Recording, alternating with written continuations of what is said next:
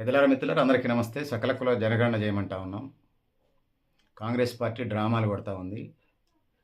కమిటీలేసినటువంటి రిపోర్ట్‌లు వాళ్ళు అప్పజెప్పారు. వాళ్ళ పీరియడ్ అయిపోయింది. వాళ్ళ పని వాళ్ళు చేసుకుంటున్నారు. కోర్టుకి అప్పజెప్పాల్సిన లెక్కలు కాంగ్రెస్ ముందున్నాయి. లెక్కలు చెప్పాలి. బీసీలకు 42% రిజర్వేషన్స్. 9వ షెడ్యూల్‌లో పెట్టాల్సిన బాధ్యత, పెట్టించాల్సిన బాధ్యత మీ మీదనే ఉంది. సిద్ధరామయ్య రిలీవ్ అయ్యిండు. కర్ణాటక ముఖ్యమంత్రి. ఆయన కామారెడ్డి డిక్లరేషన్ పెట్టాడు. దుద్దిల్ల శ్రీధర్‌బాబు ఇక్కడే ఉన్నాడు. మీది కోర్టుకి లెక్కలు అప్పజెప్పకపోతే ఆ కేసు కొట్టేస్తారు. మళ్ళీ మొదటికొచ్చింది. 9వ షెడ్యూల్‌లో పెట్టాలి. అది చివరిదాకా పోరాటం చేయాలి. ఢిల్లీలో కూర్చోండి. నీ ఒక్కడి భవిష్యత్తు కోసం మోడీతో చేతులు కలుపుతా, రాహుల్ గాంధీతో ప్రయాణం చేస్తా నీ ఇష్టం. బీసీ రిజర్వేషన్స్, సామాజిక న్యాయం మేము అడుగుతా ఉన్నాం.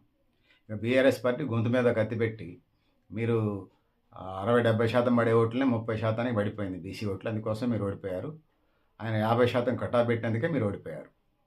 ఆధిపత్య కులాలకి 119 ఎమ్మెల్యే స్థానాలుంటే రెడ్లు 4.01% ఉంటే 50 మంది అన్ని పార్టీల ఎమ్మెల్యేలు గెలిచారు రెడ్లు. అందుకోసం ఆయన బిల్లు చేశాడు. 34% ఉన్న స్థానిక సంస్థల రిజర్వేషన్స్ 50% కటాఫ్ పెట్టాడు. బీసీలు నోటికాడకుండా బీఆర్ఎస్ పార్టీ దాన్నేసింది. ఇక కపట నాటక సూత్రధారి బీజేపీ. తెలంగాణలో ఆలు లేదు, చూలు లేదు, కొడుకు పేరు సోమలింగం. ఆ డ్రామాలు కొడతా ఉంది బీజేపీ. అది మీకు ఓట్ బ్యాంకే లేదు, మేము తెలంగాణ ముఖ్యమంత్రిని బీసీ చేస్తాను అంటున్నారు. బీసీ 42% రిజర్వేషన్స్ వాడు పెడితే ఏంది, మీరు పెడితే ఏంది? మీరు చేయరాదండి.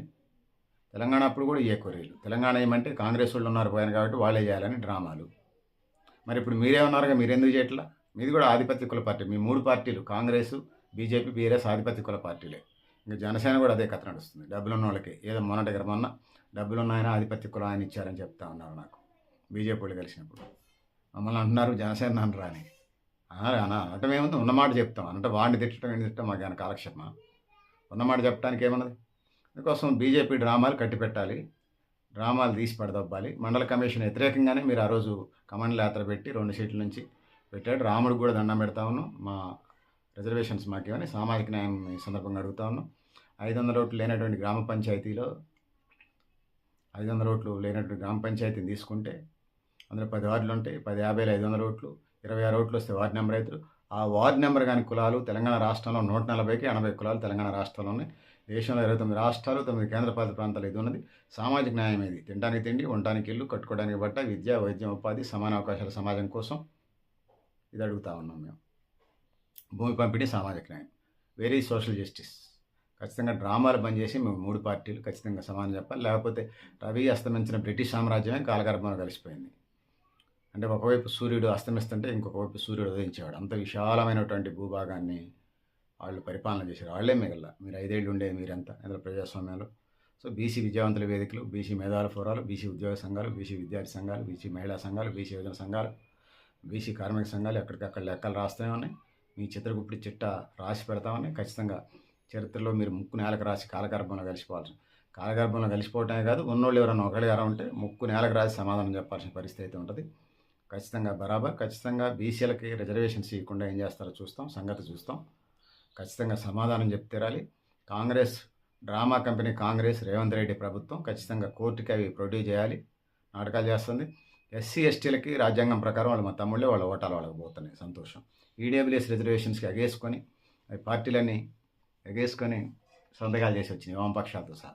మన 42% రిజర్వేషన్స్కి వామపక్షాలు ఒక బంధుకు మద్దతు ఇచ్చి జిందాబాద్ అనిపోయి మీ పనులు మీరు చూసుకుంటే ఎట్లా సరిపోద్ది? సో ఇది పరిస్థితి.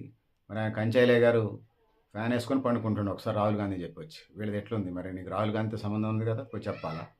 ఆర్ కృష్ణయ్య గారు, జాలి శ్రీనివాస్ గౌడ్ గారు, ఆయన ఒక పార్టీని మోస్తున్నారు, ఆయన ఒక పార్టీని ప్రధానమైన పార్టీలు మోస్తున్నారు. ఇక మీకు ఎంపీ పదవులు వస్తే బీసీల సమస్య పరిష్కారం అయినట్టు అంటున్నాను నేను. సో అందుకోసం ఖచ్చితంగా బీసీ సంఘాల నాయకులు కూడా ఒళ్ళు దగ్గర పెట్టుకుని పనిచేయాలి జాతుల పక్షాన.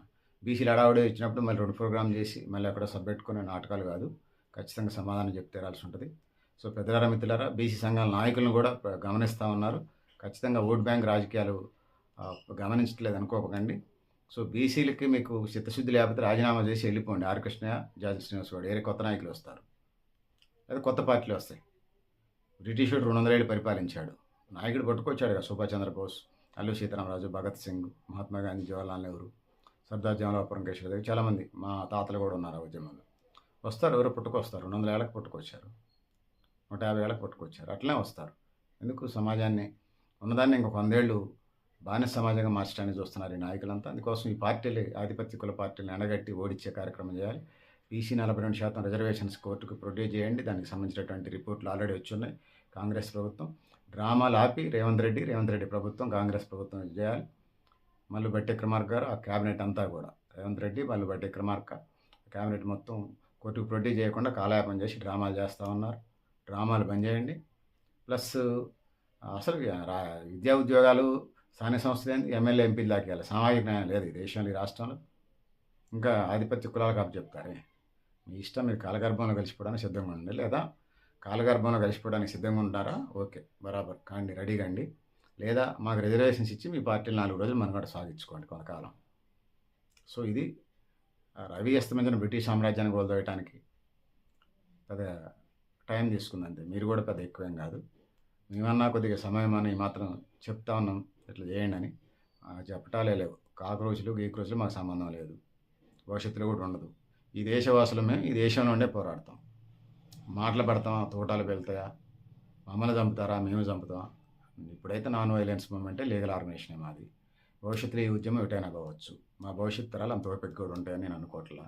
ఖచ్చితంగా పర్యవసానాలు ఈ ఆధిపత్య కుల పార్టీలు ఖచ్చితంగా చరిత్రకి సమాధానం చెప్పి తీరాల్సి ఉంటుంది, భవిష్యత్ తరాలకు సమాధానం చెప్పి తీరాల్సి ఉంటుంది అని తెలియజేసుకుంటూ, సో పెద్దలారా మిత్రులారా మీరు కూడా మీ అభిప్రాయం కామెంట్ బాక్స్లో రాయండి. ఆర్ఎస్ఎస్కి నేను చెప్తాను దర్శకం ఒకటే, కులాలు లేవు మతాలు లేవు, మీరు సేవలు చేస్తున్నారు, స్వాగతిస్తా ఉన్నాను. కులాలు లేవు మతాలు లేవు, మతం ఉందిలే మీకు, మతమే బేసిక్గా నడుస్తున్నారు కదా ప్రజెంట్. కులాలు లేవు అంటున్నారు. మీరు నిజంగా కులాలు లేవన్నప్పుడు రాష్ట్రంలో దేశంలోని దేవాలయాలు అన్నిటికీ ప్రభుత్వం రిక్రూట్మెంట్ చేసే పోస్టులు కోర్సులు నేర్పి వాళ్ళని ఇతర బీసీ ఎస్సీ ఎస్టీలను పెట్టండి. ప్రజలను మభ్యపెట్టడానికి ఆర్ఎస్ఎస్ సంస్థలో పెట్టి వ్యవహారాలు చేయొద్దు. బరాబర్ చెప్తా ఉన్నాం. మీరు చేసే సర్వీస్ పట్ల నమస్కారాలు తెలియజేస్తూ, మీరు చేసే ద్వంద్వ వైఖరి ఏదైతుందో అట్టడుగు వర్గాల కులాలని అణిచివేసే కార్యక్రమం ఇకపై సాగదు, ఖచ్చితంగా చెల్లదు కూడా. ఖచ్చితంగా రెడీగా ఉండండి. మీ ఇష్టం. దానికి మమ్మల్ని కలుపుకొని మీ అనుకున్న వాళ్ళు కూడా మా వాళ్ళే ఉన్నారు. 90% బహుజనులే ఉన్నారు. వాళ్ళకు షో చేస్తే సరిపోద్ది. మిమ్మల్ని మేము ప్రత్యేకంగా అడగాల్సిన పని లేదు. మా వాళ్ళే తిరుగుతున్నారు. కులాలు లేవంటే మరి బ్రాహ్మిన్స్ దగ్గర ఆర్ఎస్ఎస్లో ఉన్నటువంటి బీసీ ఎస్సీ ఎస్టీలు బ్రాహ్మిన్స్ ప్రస్తావన, దేవాలయ ప్రస్తావన ఎందుకు చేయట్లేదు చెప్పాల్సింది అవసరం. అది చెప్పిన తర్వాత మళ్ళీ చర్చకొద్దాం. నేను రమ్మంటే నేనైనా తీసుకొని వస్తా బుక్లెట్స్ పట్టుకొని మీతో చర్చ్కి. మీరు ఏ స్థాయి వస్తే ఖమ్మం జిల్లా ప్రెస్ క్లబ్బా, సోమాజిగూడ ప్రెస్ క్లబ్బా, ఢిల్లీ ప్రెస్ క్లబ్బా, ఢిల్లీలో ఉన్న ఫేమస్ ప్రెస్ క్లబ్బా, మేము ఈ స్థాయి కలిగిన వాళ్ళని పంపిస్తాం. బరాబర్ రండి. బీసీ రిజర్వేషన్కి సంబంధించి ఆ స్థాయిలో చర్చలు సిద్ధం. ఆర్ఎస్ఎస్ వాళ్ళు వస్తారా, బీజేపీ వాళ్ళు వస్తారా, బీఆర్ఎస్ వాళ్ళు వస్తారా, కాంగ్రెస్ వాళ్ళు వస్తారా? నాటకాలు వద్దు. సో ఖచ్చితంగా శిక్షలు మాత్రం అనుభవిస్తారు. మా రిజర్వేషన్స్ మా ఓటా మాకు ఇవ్వకపోతే.